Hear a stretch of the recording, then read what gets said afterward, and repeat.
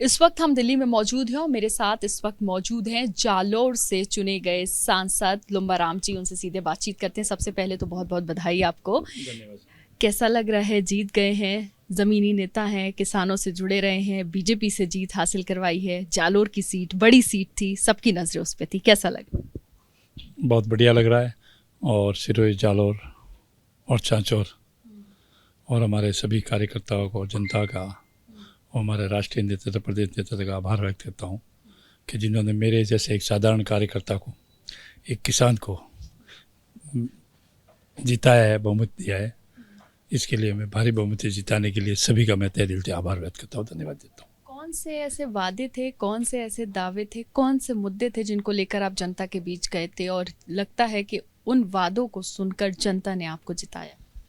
आदरणीय नरेंद्र जी मोदी के काम को देख करके, जिन्होंने 10 साल का काम था, उन्हीं कार्य को देख करके, और सिरोही जालोर में विशेष करके पानी की बहुत किल्लत है।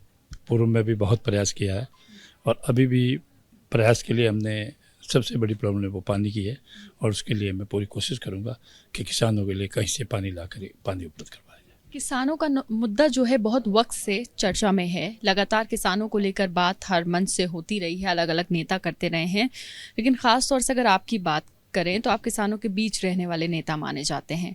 तो आगे किसानों के लिए क्या कुछ रणनीति ऐसी है या क्या कुछ ऐसी बातें हैं किसानों की जो आपको लगता है आप आगे संसद में उठाएंगे उनके लिए? वैसे तो मैं धन्यवाद देता हूँ आदरणीय नरेंद्र जी मोदी जी को, जिन्होंने देश आज़ाद होकर के पहली बार किसी किसानों की सुनी है और किसानों के सीधे सीधे जो खाते खोला करके किसान सम्मान निधि लागू की है, वो देश आज़ाद होकर के पहली बार आदरणीय नरेंद्र जी मोदी की है। उसके लिए तो मैं किसानों की तरफ से उनका बहुत बहुत आभार व्यक्त करता हूँ।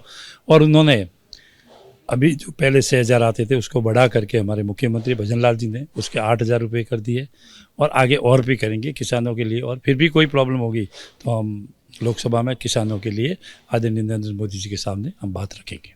हाईलाइटेड सीट इसलिए भी रही जालोर की क्योंकि वहाँ पे वैभव गहलोत को आपने हराया है। तो ये चैलेंज था या मुश्किल नहीं रहा ज़रा भी? क्या ऐसी बातें थी, क्या ऐसी चीज़ थी जो लगता है कि उनको आशीर्वाद न देकर आपको दिया है? क्योंकि वैभव गहलोत पूर्व मुख्यमंत्री अशोक गहलोत के बेटे, लगातार उनके लिए चुनाव प्रचार ज़ोर शोर से भी हुआ है। तो क्या ऐसी वजह है कि जनता ने उन्हें ना चुना, आपको चुना? मैं 46 साल से जनता के बीच में था, कार्यकर्ताओं के बीच में था और जहाँ जहाँ भले किसानों की हो, मजदूरों की हो, किसी भी विभाग मतलब समाज की दिक्कत, कोई प्रॉब्लम आई, दिक्कत आई, उसके लिए हमेशा 46 साल से मैंने काम किया है। उसी का नतीजा है कि सामने आदरणीय मुख्यमंत्री अशोक गहलोत जी के बेटा भी थे और राजस्थान के अंदर इन्होंने जो 52 सभाएँ की है उसमें से जालोर सिरोही अकेली में 22 सभाएँ जालोर सिरोही में की है।